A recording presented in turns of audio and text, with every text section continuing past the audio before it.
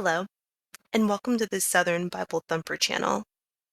My name is Cam, and today we will be reading Genesis chapter 35.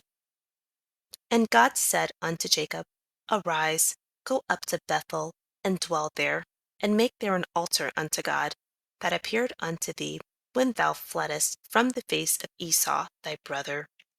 Then Jacob said unto his household, and to all that were with him, Put away the strange gods that are among you, and be clean, and change your garments, and let us arise, and go up to Bethel, and I will make there an altar unto God, who answered me in the day of my distress, and was with me in the way which I went. And they gave unto Jacob all the strange gods which were in their hand, and all their earrings which were in their ears. Jacob hid them under the oak which was by Shechem, and they journeyed. And the terror of God was upon the cities that were round about them, and they did not pursue after the sons of Jacob. So Jacob came to Luz, which is in the land of Canaan, that is, Bethel, he and all the people that were with him. And he built there an altar, and called the place El Bethel, because there God appeared unto him when he fled from the face of his brother.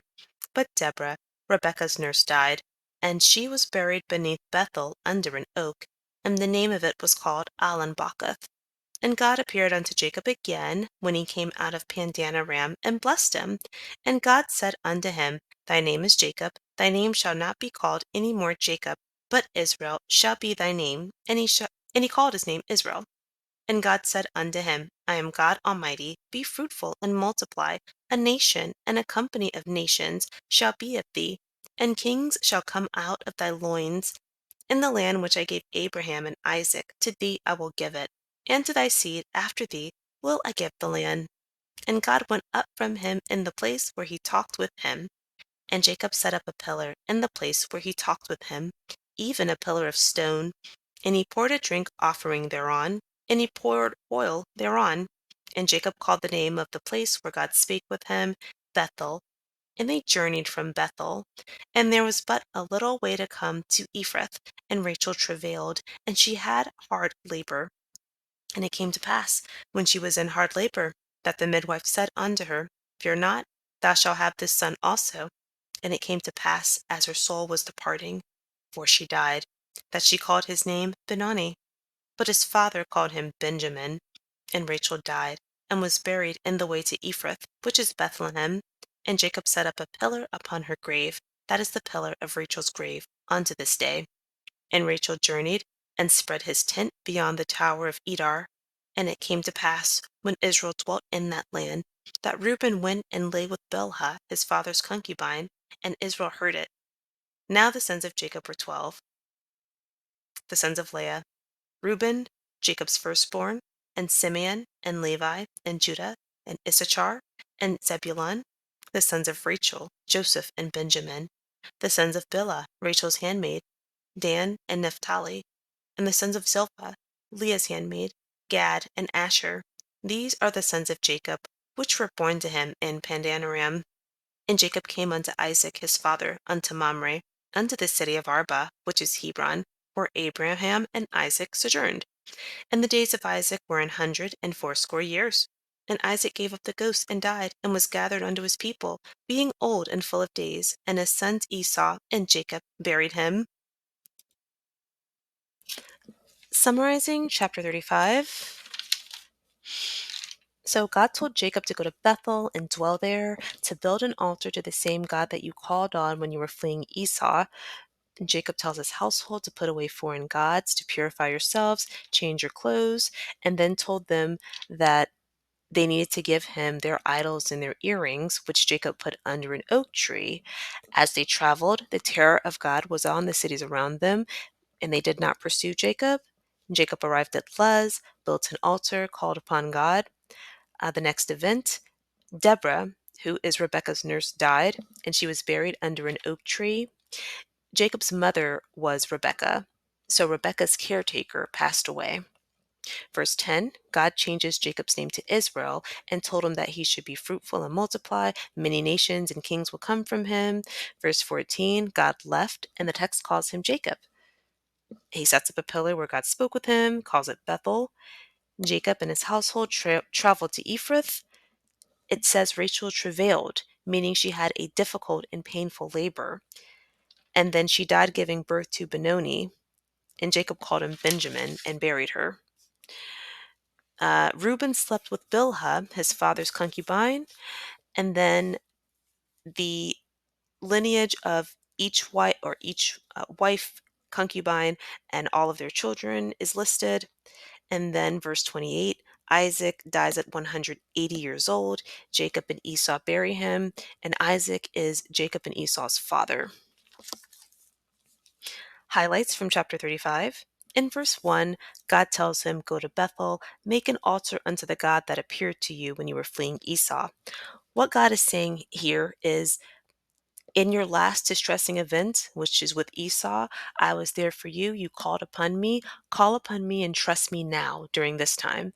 And the reason why he's saying this is because in verse 34, to recap, Dinah, Jacob's only daughter, went into the city of Canaan. The prince of Canaan SA'd her, assaulted her, and then asked Jacob for her hand in marriage. Jacob and his sons deceitfully told the prince and his father that to get Dinah's hand in marriage, they would have to all become circumcised. Every man in his city would have to participate in circumcision.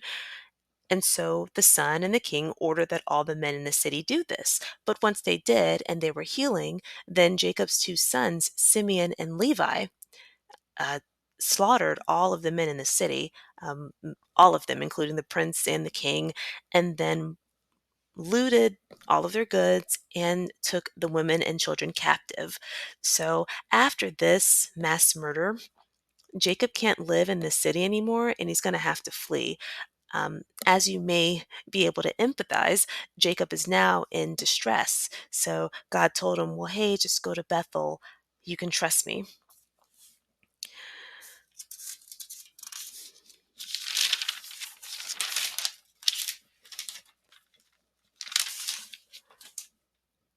God told them, okay, so in chapter 35, verse 3, Jacob told the household and all that were with him to put away your gods and cleanse yourselves. He took idols and earrings and put them under an oak tree.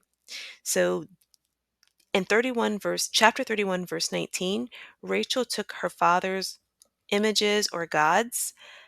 Uh, so this could be what was referred to, but also at this point in the story, all of the women and the captives that uh, Jacob's sons took, these are now people who probably have their own gods, their own jewelry to represent their deities. So Jacob commanded all of them, you can't bring any of that stuff to this new place that God designated. Another thing to note, chapter 35, verse 4, earrings were taken. So some jewelry is associated with a deity. So during this time it was anyway.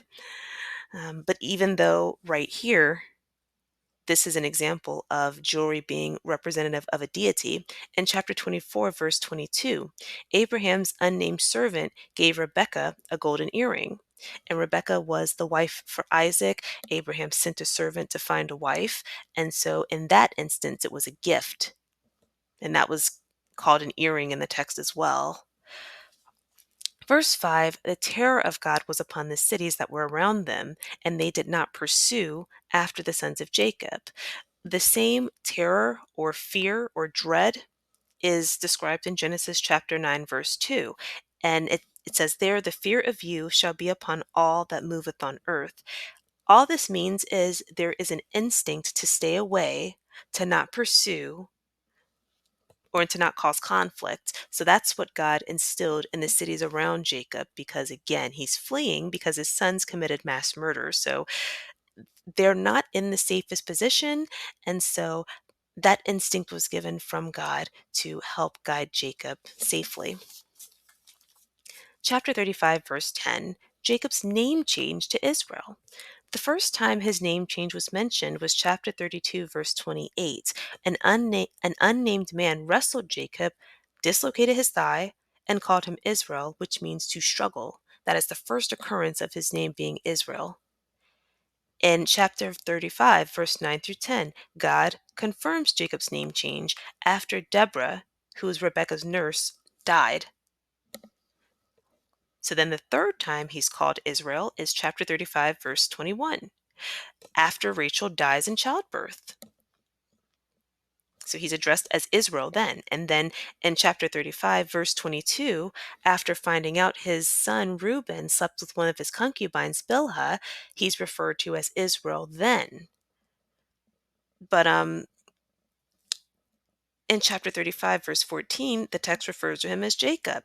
In verse 15, verse 20, verse 22, 26, 27, and 29, he's referred to as Jacob. So this is distinctly different from how his grandparents, Abraham and Sarah, were noted. Because Abraham, his name was Abram. And in chapter 17, verse 5, God gave him the name Abraham. The next time he was mentioned in that chapter was in verse 15. And from then on, he was called Abraham. The same thing with Sarah. In chapter 17, verse 15, her name was changed from Sarai to Sarah. The next part of the text to mention her was chapter 18, verse 6, and she was called Sarah until she died.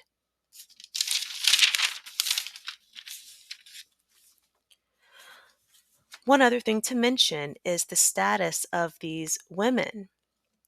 They never change once they get into this situation. In chapter 35, verse 22, Reuben sleeps with Bilhah, the father's concubine. That's what the text lists her as, her father's concubine, his father's concubine. Even though in chapter 30, verse 4, Rachel gave Jacob Bilhah to wife because Rachel wanted to have children through her. After chapter 30, verse 4, she was referred to as handmaiden until chapter 35, verse 22, because she had another child for him in chapter 30, verse 7. So after chapter 30, verse 7, with her second pregnancy from Jacob, she's just referred to as handmaiden. Also, another point to mention, chapter 29, verse 29, Bilhah was given as a handmaiden to Jacob when Rachel married him. So Bilhah is old enough to be Reuben's mother.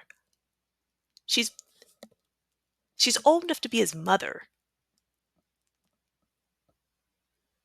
They have a lot of money. I mean, he could get another woman that's younger, but he slept with an older woman, old enough to be his mother. I'm just pointing that out because sometimes in our society, if you listen to the world and you don't get in this book, and you listen to the society tell you about men, how after a certain age you're not attractive anymore. But this man who had money, he could have slept with another woman. He slept with a woman that's old enough to be his mother.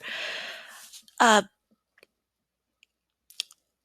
Again, that status doesn't change in chapter 33, verse 2. Jacob was unsure about a threat, and so he lined up the handmaidens and their kids according to how important they were.